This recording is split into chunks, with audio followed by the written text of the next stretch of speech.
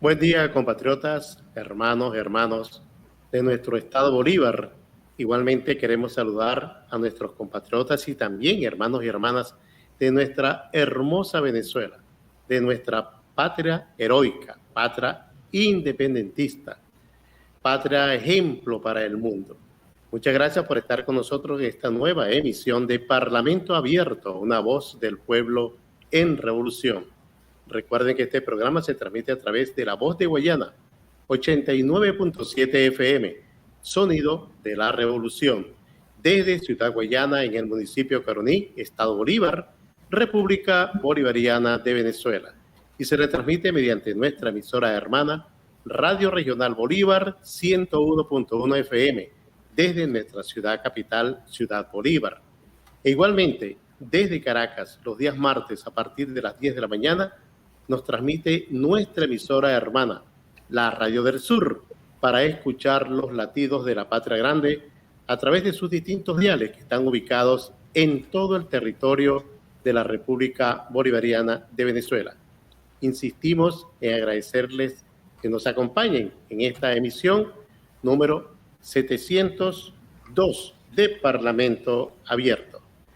El día de hoy trataremos un tema sumamente relevante y actualizado. Fundamentalmente, vamos a hablar de los consejos presidenciales de gobierno popular y específicamente del Consejo Presidencial del Gobierno Popular de la clase obrera. Este Consejo Presidencial, como hemos de recordar, fue instalado por el presidente Nicolás Maduro Moros el día viernes 7 de mayo próximo pasado de este año 2020.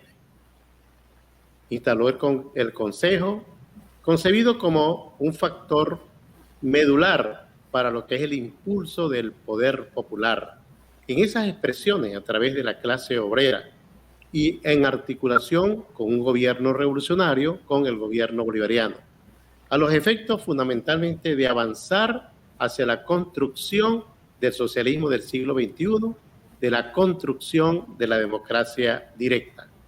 Para hablar sobre este tema, hermanos y hermanas, hemos invitado, y le agradecemos también que haya aceptado la invitación rápidamente, a un compatriota, camarada, hermano, luchador, estudioso, investigador, que en Venezuela y fuera de Venezuela lo conocen muy bien. Es nuestro hermano y compatriota, insisto en señalarlo, el profesor Vladimir Adrianza Salas, quien en principio es ingeniero, es internacionalista, doctor en seguridad, defensa y desarrollo integral. Muy interesante esto de desarrollo integral. No es el desarrollo del desarrollismo, desarrollo integral. Me imagino los conocimientos que tiene el profesor Adrianza sobre este tema. Es investigador en geopolítica y geoeconomía. Precisamente uno de los elementos, dos referencias importantes de Venezuela, dado que transitamos por un asedio en medio de una guerra económica, de medidas coercitivas unilaterales, de lo que tiene que ver con ataques de carácter financiero a nuestra unidad monetaria y persecución comercial. Tantas cosas de estas, fíjense, genera un escenario, genera evidentemente un aspecto de carácter geoeconómico y geopolítico. De eso el profesor Adrianza conoce mucho. Además, él es administrador. El día de hoy, entonces, lo invitamos para hablar sobre este tema, los consejos presidenciales de gobierno popular y específicamente ese consejo presidencial de gobierno popular de la clase obrera en Venezuela. He hablado con el profesor anteriormente y por eso lo invito, porque tiene un gran estado de ánimo para tratar ese tema tan importante. Bueno, profesor, primero que todo, quiero darle las gracias por haber aceptado la invitación desde Parlamento Abierto y sé que usted siempre tiene la disposición de brindar sus conocimientos, sus experiencias e investigaciones a nuestro pueblo, que reconoce en usted el esfuerzo que hace cada día en abordar temas tan importantes. Bienvenido, muchas gracias por haber respondido a nuestra invitación. Mi querido doctor Rafael Rigo, Muy buenos días. Gracias por la invitación. Soy yo el agradecido a ustedes. Y de verdad, la idea es compartir las cosas que uno viene estudiando y que aprende de todo, porque el proceso de enseñanza-aprendizaje es un intercambio entre diferentes factores y todo lo que es el conocimiento es algo que todos obtenemos de todo. Forma parte de la enseñanza colectiva que la humanidad ha ido acumulando durante muchos años y que todos nosotros, como simple y llanamente estudiosos, trabajadores de estos campos, definitivamente vamos acumulando y vamos relacionando y vamos planteando en ese debate que es tan importante mantener todos los días en función del bienestar de todos y cada uno en nuestra sociedad y, por supuesto, esperando un mundo mejor cada día. Muchas gracias, profesor. Comenzando sobre este tema tan importante para acotar su abordaje, ¿cuál es su apreciación, de acuerdo con sus conocimientos, estudios, experiencias y análisis que ha realizado sobre estas medidas? Yo sé que usted siempre está pendiente de las medidas gubernamentales, del entorno geopolítico, no solamente en Venezuela, en la región y el mundo. Y eso permite tener una visión integral. Una decisión que el presidente Nicolás Maduro le ha dado mucha importancia, mucha connotación, la creación de este Consejo Presidencial, y en la perspectiva luce relevante. Pero quisiéramos escuchar de usted su apreciación, sus criterios al respecto. Fíjate que lo primero que hay que decir es que yo me siento sumamente satisfecho de que el presidente Nicolás Maduro haya dado el empujón inicial, por decirlo así, a todo lo que es la conformación de un consejo presidencial de la clase obrera. Eso es importante decirlo, porque trabajadores somos todos, definitivamente que sí. Obreros realmente somos todos. Los obreros del intelecto, los obreros de lo físico, todos realmente somos trabajadores.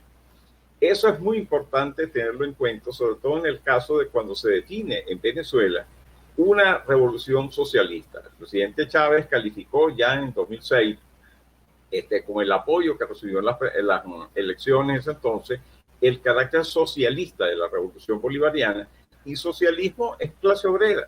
El socialismo sin el papel de la clase obrera, sin el papel de los trabajadores, no podría llegar a ser. Y otra cosa que hay que tomarlo en cuenta desde la perspectiva de lo que es la economía política es que hay tres factores en la producción, que son los factores clásicos de la producción: tierra, trabajo y capital. O sea, tierra, todo lo que es materias primas, subsuelo, suelo, todo lo que sirve para ser transformado. El capital, el dinero que por supuesto invierte el capitalista en el marco del capitalismo para llevar adelante la acumulación de capital.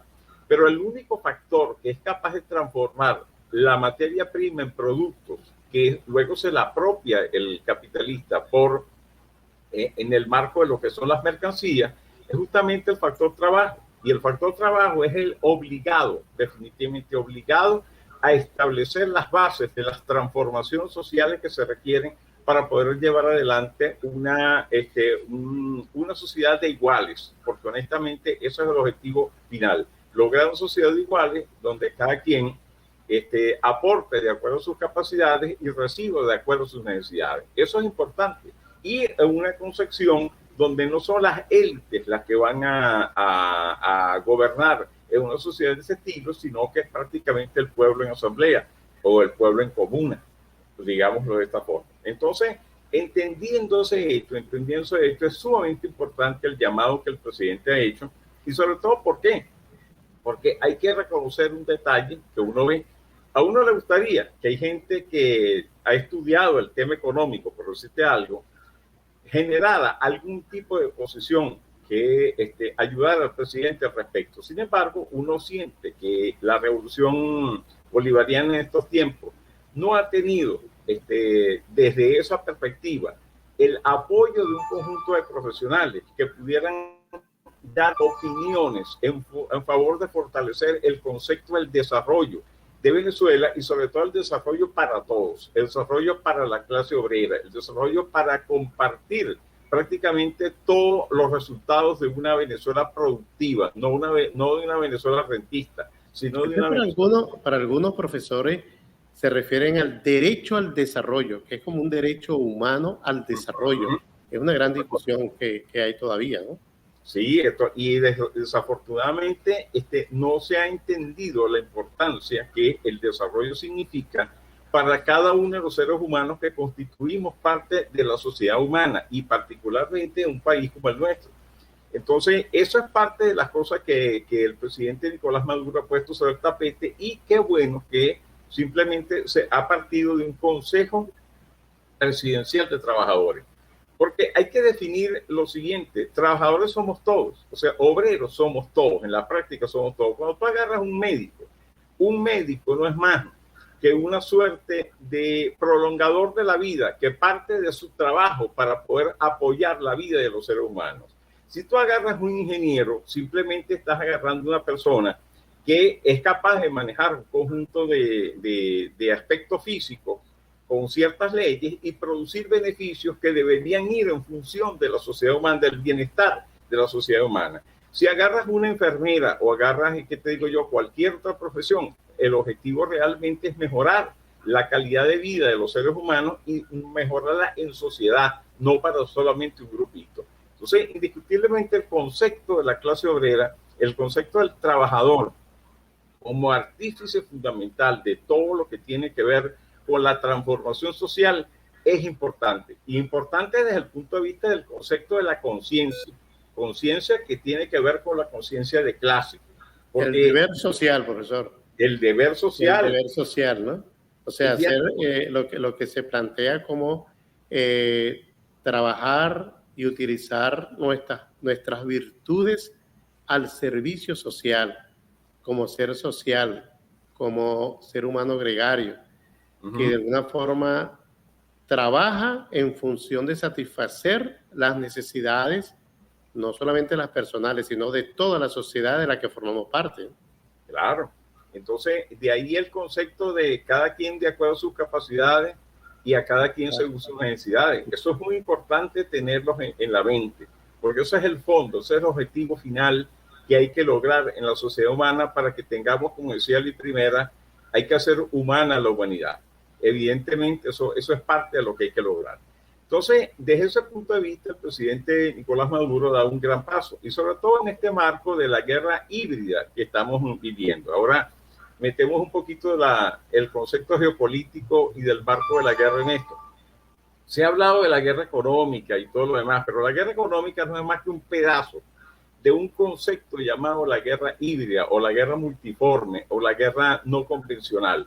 Pero el concepto de la guerra híbrida es una concepción que hicieron en Estados Unidos, por cierto, parafraseando un poco, deformando un poco una teoría de un par de pensadores chinos que son Kiao y Wang, y lo hicieron Mattis y Hoffman en Estados Unidos. Uno que fue secretario de Defensa de los Estados Unidos hace un par de años atrás, y el otro un coronel teórico que ellos han hecho aportaciones en el marco de la guerra que el imperialismo desarrolla a nivel del planeta. Entonces, la guerra económica es una de esas aristas de la guerra híbrida, como también lo que es la guerra psicológica, como la propaganda, los medios de comunicación, como lo es la guerra diplomática, pues, que lo que hemos vivido con Almagro y su combo y todo lo demás en los últimos años contra Venezuela, todo lo que es la guerra a través de los medios electrónicos, los ciberguerras, también entra allí. También entran otros factores que por supuesto están sobre el tapete, entre ellos la parte económica, que Venezuela le han aplicado todo el decálogo completo para quebrar el modelo que tenemos, y a eso se le suman tres factores más, que es la utilización de las fuerzas irregulares, de fuerzas especiales y de ejércitos formales. Entonces, en Venezuela se han aplicado toda esa serie de cosas, sobre todo en los últimos, desde 2016 para acá, todas ellas, y particularmente el caso de la guerra económica y la guerra psicológica, para golpear la fibra de la conciencia del venezolano y derogar, por decirlo así, la constitución de la República Bolivariana en Venezuela, cosa que no han podido, y por lo que se ve en estos días va a ser más difícil. De ahí el cambio de actitud que se ha mostrado en estos días por parte de algunos voceros y personeros, sobre todo de los Estados Unidos, entre ellos este señor, que yo no sé cómo calificarlo realmente, mequetrefe o algo así por el estilo, que tenemos de monigote aquí, de actor de los Estados Unidos. Entonces, evidentemente me refiero a Juan Guaidó. Un títere. Un títere, no solamente un títere, una marioneta. Una marioneta. Sin discurso, porque hay otras marionetas que por lo menos han tenido discurso, pero es que él ni siquiera es capaz de transmitir un discurso. Que evidentemente lo convierte en más peligroso, ¿no? Claro, ya lo creo, porque no tiene nada que anteponer a esa lógica. Entonces, bueno, todo eso nos lleva a nosotros a que Venezuela ahorita es un país bloqueado. Venezuela se han aplicado 7 órdenes ejecutivas, más de 300 sanciones, tanto por los Estados Unidos como por parte de la Unión Europea y Canadá. Y eso, por supuesto, ha bloqueado lo que fue el modelo que instauró, y yo tengo que decirlo así porque así lo pienso, Nelson Rockefeller aquí en este país. Los estadounidenses, desde el siglo XIX, estaban buscando la forma de poner bajo control, bajo su égida, realmente a lo que era el gobierno venezolano. Veían que tenían una gran influencia de parte de Inglaterra, de parte de Francia y hasta de Alemania. Y eso fue lo que motivó que en 1902 se diera el bloqueo, justamente aquí en Venezuela. Y ese bloqueo, ¿a qué conllevó? A que simplemente Estados Unidos actúa en función de la llamada doctrina Monroe, simplemente de América para las clases, para las élites estadounidenses, que es lo que transmite realmente esa cuestión, para el gobierno, para el designio de las élites estadounidenses. Y entonces, bueno, simplemente a partir de ahí, sobre todo después del golpe de salón que le dieron a Cipriano Castro y asume Juan Vicente Gómez prácticamente pone a disposición de las petroleras justamente el devenir económico de Venezuela, pero es hasta el año 38, 39, cuando se da el primer tratado de reciprocidad comercial que se da entre Venezuela y los Estados Unidos, que para los Estados Unidos era un tratado petrolero. Para Venezuela era una manera de obtener todo lo que no producimos o todo lo que ya en ese entonces no producíamos de otro proveedor que no era otro que en ese momento que los Estados Unidos, porque los países europeos estaban entrando en guerra. Y los pocos productos que la clase dominante exportaba de aquí en Venezuela hacia Europa ya no iban a poder comerciarse con los países de ese lado del mundo. Entonces, los Estados Unidos toman control de esto, pero es Nelson Rockefeller, a partir del año 1939, el que realmente maneja la égida de todo lo que se aplica aquí en el país. Y esa circunstancia lleva prácticamente a la instauración de un modelo rentista petrolero en el cual logra Rockefeller hacer que el nivel de beneficio que tenga el Estado venezolano sea un poco mayor, pero en el mismo 45, simplemente con la constituyente, se conforma lo que se llamó la Corporación Venezolana de Fomento, y esa Corporación Venezolana de Fomento fue dirigida por gente de la alta clase dominante o por testaferros de ellos para dirigir los ingresos del petróleo en favor de esa clase. Y en el 52 se extiende con Pérez Jiménez todo el Tratado de Reciprocidad Comercial y Venezuela era prácticamente una neocolonia, una factoría petrolera de los Estados Unidos. Ese modelo rentista petrolero dura durante todo el siglo XX. Venezuela se convierte, en pocas palabras, en un país que hace agricultura de puertos y remanufactura, entre comillas, no remanufactura, simplemente ensambla productos traídos de los Estados Unidos y de sus intereses comerciales aquí en Venezuela. De ahí que fracasa todo lo que fue la sustitución de importaciones, porque en la práctica nunca fue así, hasta que llegamos, por supuesto, tiempo después, donde los gobiernos de la Cuarta República endeudan el país con una deuda insolente para ese entonces de 35 mil millones de dólares, incluyendo los 5 mil millones de dólares de la deuda privada externa.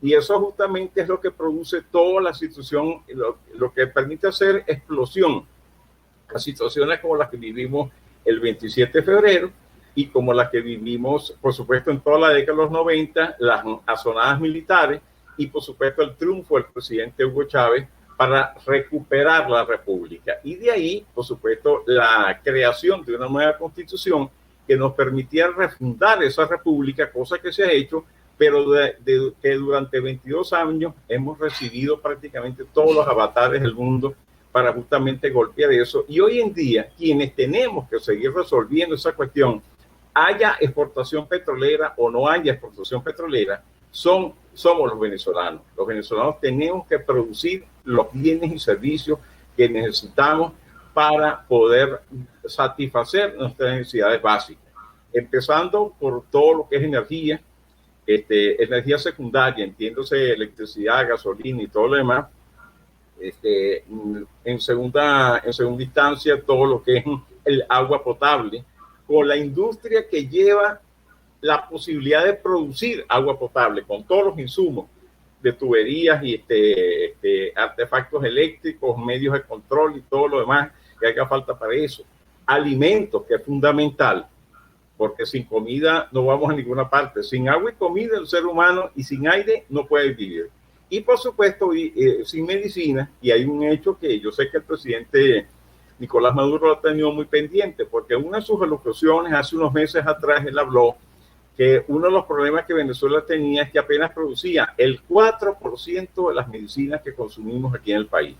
Y eso es algo que genera una situación de dependencia sumamente grande, que es la misma dependencia que ha tenido el petróleo. O sea, ¿quiénes somos los llamados a romper con aquella dependencia? Tenemos que ser los obreros, tenemos que ser los trabajadores, y los trabajadores de todos los sectores, porque todos somos trabajadores, no somos parte de la clase oligárquica dominante, somos simplemente trabajadores, que unos lo hacemos desde la perspectiva de física y otros lo hacemos desde la perspectiva del conocimiento, pero definitivamente todo trabajo requiere de un conocimiento que sea más o menos reconocido en la sociedad. Pero yo quisiera ver muchas personas con títulos haciendo trabajos de gran maestría que hacen nuestros obreros en diferentes áreas de la industria del país, desde la industria petrolera hasta todo lo demás. Entonces, eso es el planteamiento central que el presidente Nicolás Maduro ha puesto sobre el tapete, de la importancia de todos nosotros como trabajadores, como obreros, porque realmente la práctica es así, de poder buscar los elementos que permitan desarrollar el país en un desarrollo integral, no con un concepto desarrollista que solamente beneficiaba a las compañías transnacionales y a los países que eran sus centros de operación.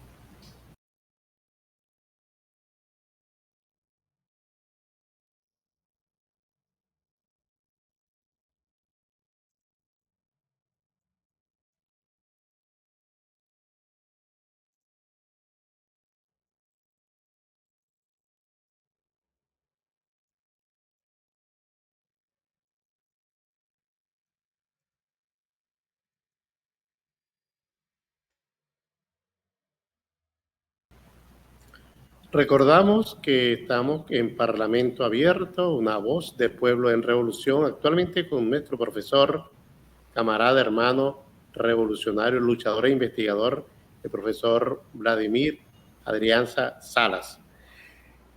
Hablamos sobre este tema que ya usted ha hecho una clase sobre lo que es la anamnesis, de dónde vienen todas estas luchas y que cada día se van alimentando de lo que es la creatividad del pueblo, la fuerza y la resistencia de un pueblo. En lo particular, puedo señalar, y es mi impresión, el presidente Nicolás Maduro está reconociendo a los trabajadores, a las trabajadoras, a la clase obrera y al pueblo en general, lo que tiene que ver con esa resistencia, con esa tolerancia, pero además de eso el afán y valentía para seguir en la fragua de ir construyendo un escenario de una patria distinta, de una sociedad distinta, justa y amante de la paz, como quedó establecido en nuestra Constitución. Y el presidente señala con vehemencia que se designa a un consejo presidencial de la clase obrera para que desde allí, igual como desde otros sectores, pues se puedan llegar a conclusiones, se consulte al pueblo, al poder popular en general, para que ejerza su propia soberanía de verdad en la búsqueda, en la construcción de la democracia directa, y que el gobierno bolivariano, el gobierno del camarada presidente obrero Nicolás Maduro Moro, está dispuesto y lo va a hacer, es precisamente atender a todo lo que son las conclusiones, sugerencias, resoluciones, directrices que surjan del Consejo, los consejos presidenciales del gobierno popular. Y esto es una gran connotación porque, repito, es un reconocimiento a un pueblo que ha venido aprendiendo con la experiencia, con los conocimientos, con la praxis, cómo se va ejerciendo poco a poco el poder popular. Y eso hay que irlo alimentando para que le dé confianza al pueblo desde un gobierno que ahora se va a articular a través de esos consejos presidenciales, que por cierto, hay una ley que regulatoria de los consejos presidenciales que es muy importante que los venezolanos y las venezolanas lo conozcamos. Ahora bien, fíjense, profesor, el presidente Nicolás Maduro ha venido insistiendo en unas vertientes importantes: la producción, la productividad, el trabajo, lo relacionado a los derechos de los trabajadores y trabajadoras y sus familiares, y siempre empeñado en avanzar hacia la recuperación del estado de bienestar de los venezolanos y las venezolanas. Y evidentemente, conociendo la materia, pues debo señalar que cuando avanzamos en estado de bienestar, estamos avanzando hacia la seguridad social, la seguridad de toda la sociedad en general, con los vertientes, sus vertientes y sus determinantes: el empleo, el ingreso, la salud, la atención a la enfermedad, a los accidentes, a la maternidad, a la paternidad, todo lo que la pérdida del empleo, el desempleo, la discapacidad, la situación de las personas adultas mayores, las personas con dependencia o en esa situación. Todo eso es seguridad social y debemos avanzar, pero como lo dice el presidente, vamos a recuperar el estado de bienestar, que ya es una concepción muy importante, pero que está vinculado y es seguridad social. ¿Cómo cree usted que podemos avanzar en ese sentido? ¿Cómo cree que los pasos que vamos a tener que seguir, que dar de acuerdo con sus criterios? Lo primero que hay que tomar en cuenta es que Venezuela tiene una gran ventaja. ¿Cuál es la ventaja? Que tenemos una constitución, la de 1999, que prácticamente es un contrato colectivo. O sea, no solamente es la carta de entendimiento entre todos los venezolanos, sino que crea el marco para poder desarrollar justamente toda esta serie de elementos que van en beneficio de quienes, que van a ir en beneficio de todos nosotros, los obreros, todos nosotros, los trabajadores. Evidentemente, eso es fundamental. Cuando nosotros vemos ese contrato social, que significa, por decirlo así, la Constitución de la República Bolivariana de Venezuela, y a eso le sumamos la Ley Orgánica del Trabajo para los trabajadores y las trabajadoras, indiscutiblemente tenemos el marco. Lo demás que se le iba anexando es la forma operativa, instrumental, para poder llevar adelante eso. ¿Y qué es lo importante en este momento de guerra que nos ha aplicado la guerra híbrida, entre ellos el capítulo de la guerra económica? Definitivamente tener con qué estimular a los trabajadores, por una parte, y por otra parte tener con qué estimular todo lo que es el desarrollo de las fuerzas productivas del país. Entonces, para poder hacer eso, bueno, el Estado ahorita le ha sido realmente cortado el ingreso petrolero. Es muy poca la exportación petrolera que podemos hacer en estos momentos y eso no se va a solventar así de la noche a la mañana. Entonces tenemos que buscar otros medios para poder salir adelante. Uno de ellos es entender que no es solamente el salario real lo importante en esta cuestión. Lo importante es el salario integral.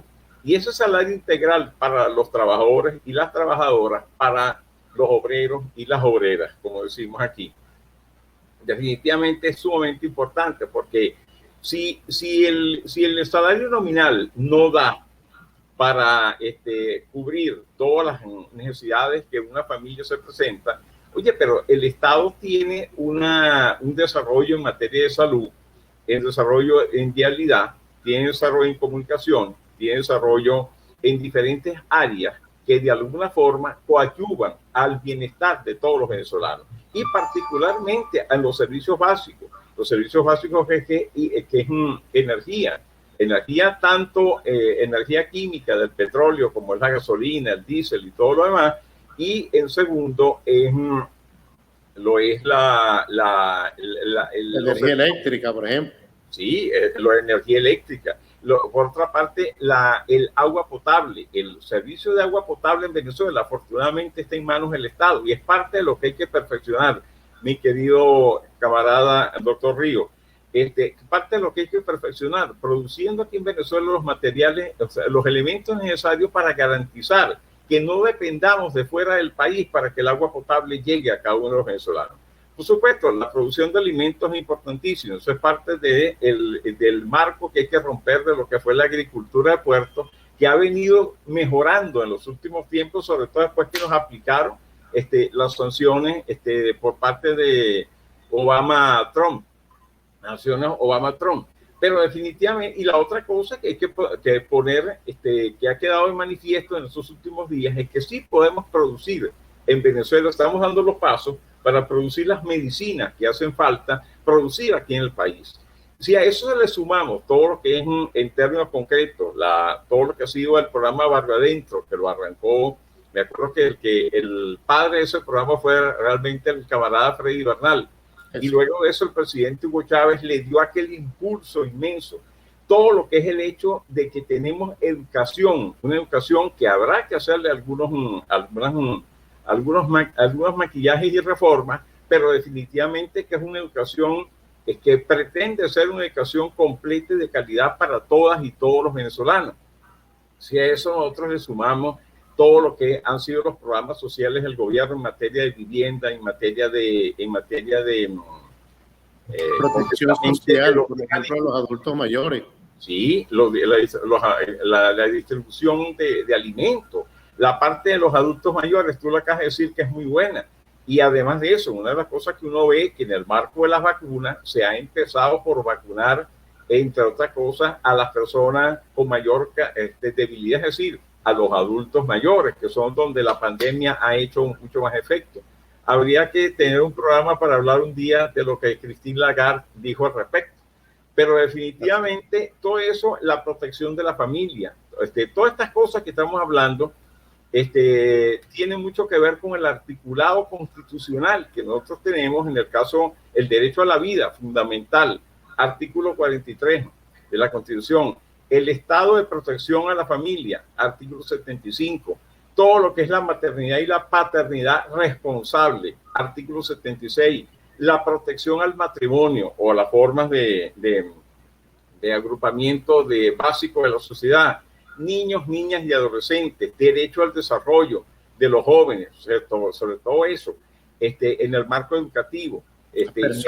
Profesor, las personas con discapacidad que también están allí bien tratadas como muy pocos países del mundo. Sí. Incluso ya con una ley orgánica a las puertas de ser aprobada, mejorando la ley del año 2007. Y fíjate que eso está justamente en los artículos 80 y 81 constitucional. Es decir, 80 para lo que es las personas adultas mayores.